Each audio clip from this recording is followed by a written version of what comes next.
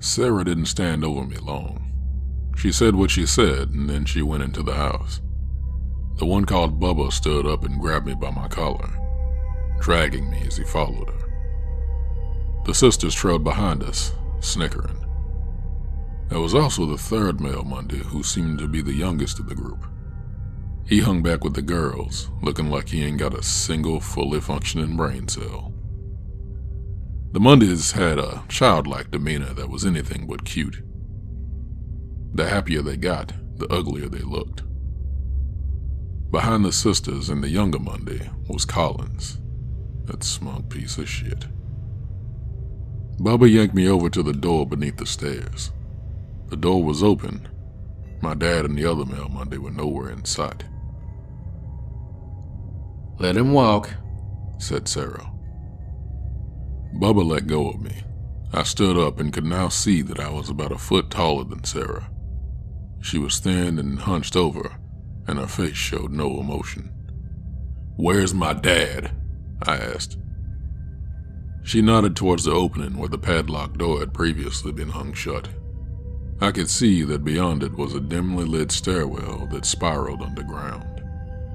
I stepped in. Lantern flames flickered along the walls as I descended the stone stairs. This is not stone like you'd see in a castle. These steps seemed to be carved from the mountain itself. "Knock on the door when you're back up." I turned to see Collins close the door and heard the click of the padlock.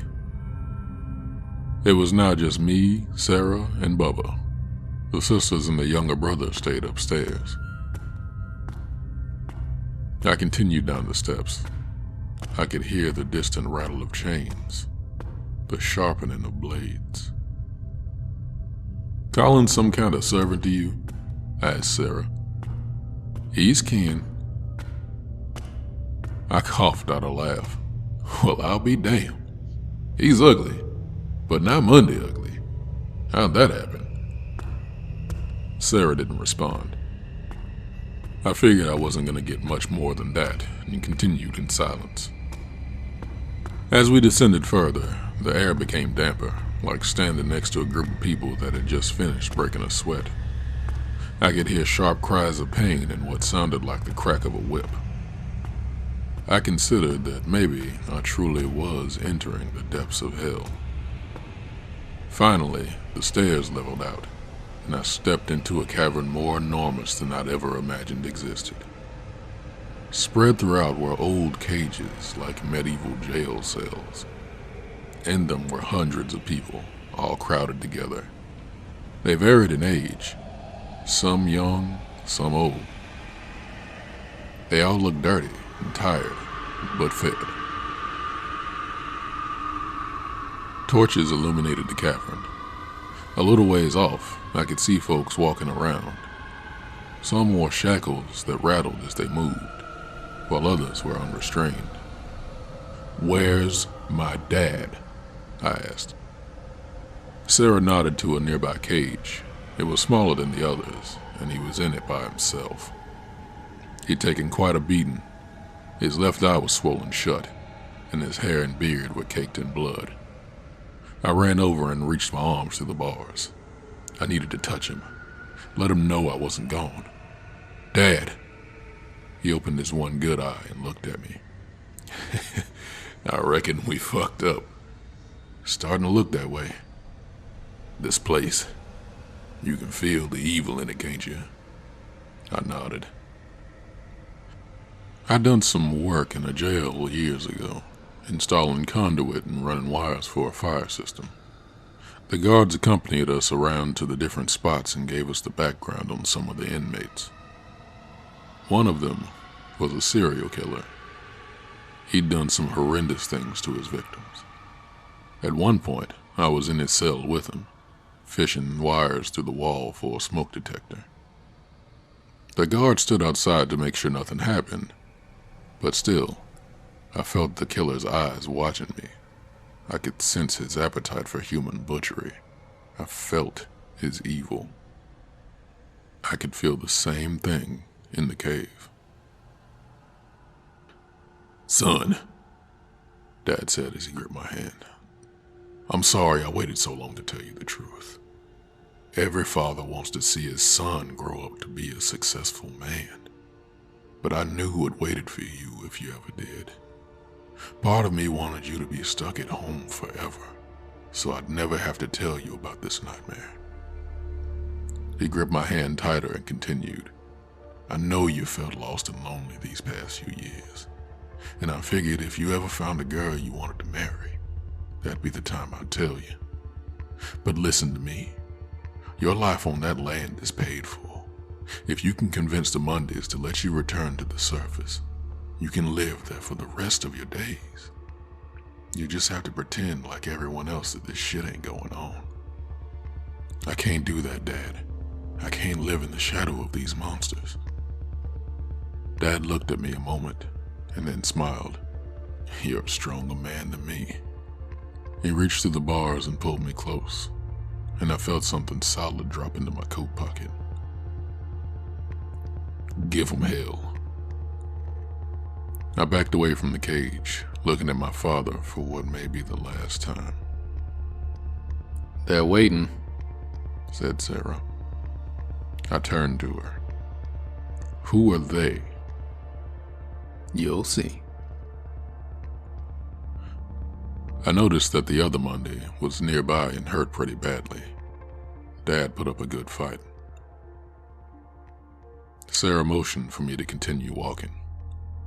The poor souls looked from their cages as I walked past. Not a word from any of them. I heard a cage door open and watched as a captive was grabbed by two unshackled. He flailed wildly, but wasn't strong enough to resist. They forced him onto a nearby stone table, where one of the shackled prisoners was made to strap the captive down with leather restraints. The man lay flat across the table, begging and screaming. Before I had a chance to react to what was happening, he was decapitated. His final scream echoed off the damp cavern walls. The prisoner unstrapped the body of the victim.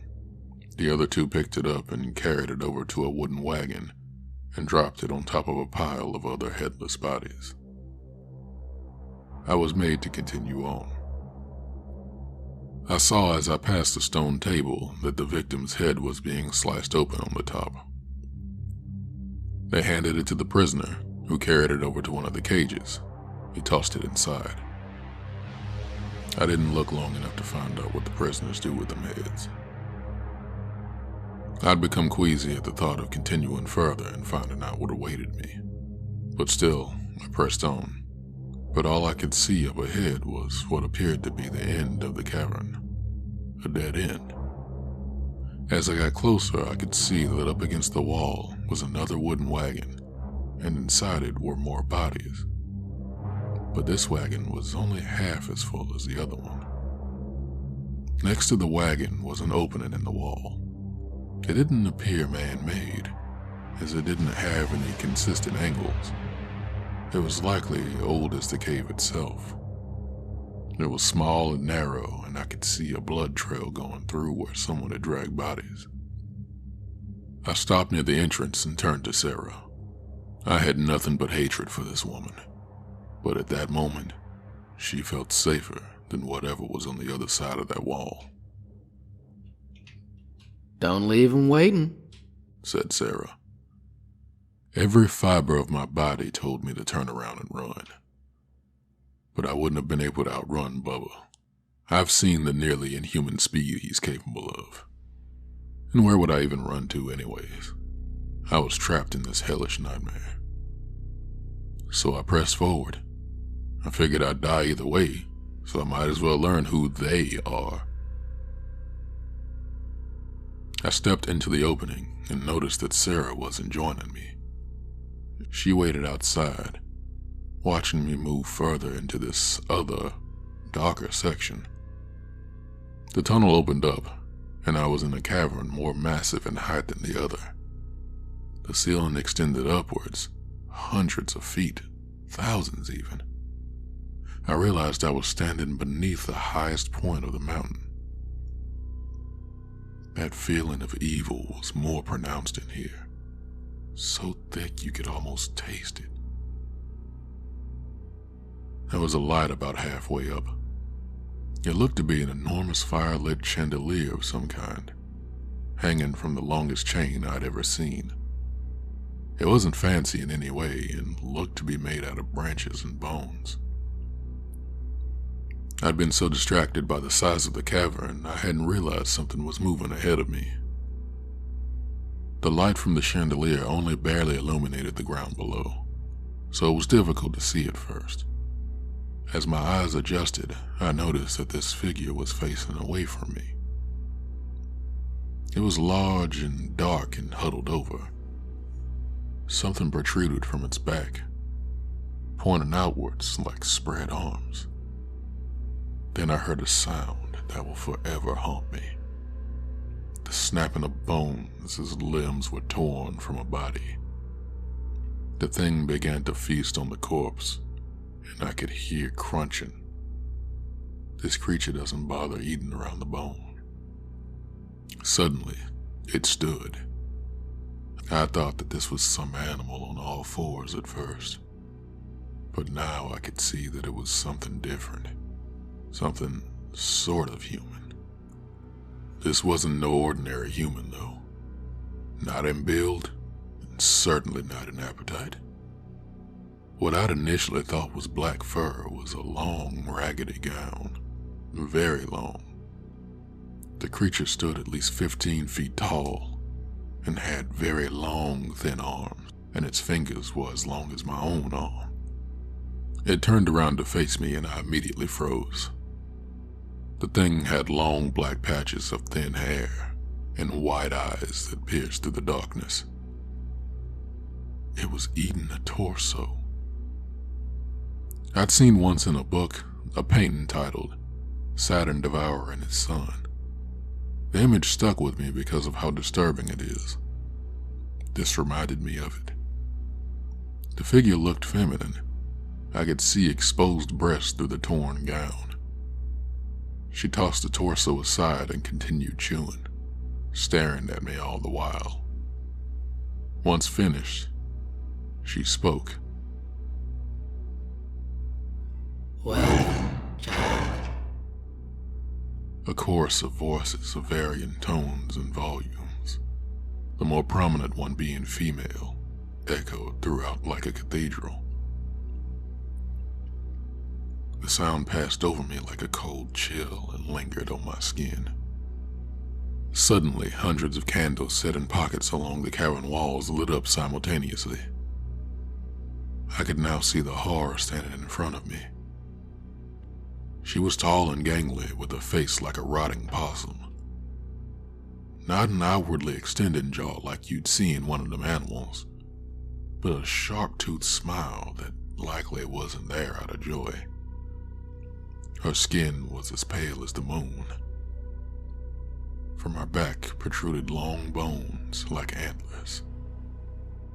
"Come closer," the voices echoed. I was frozen with terror, unable to move or speak. I don't know what I expected, but it wasn't this. "Come closer," her voice boomed, singular, masculine. "Who are you?" I managed to say.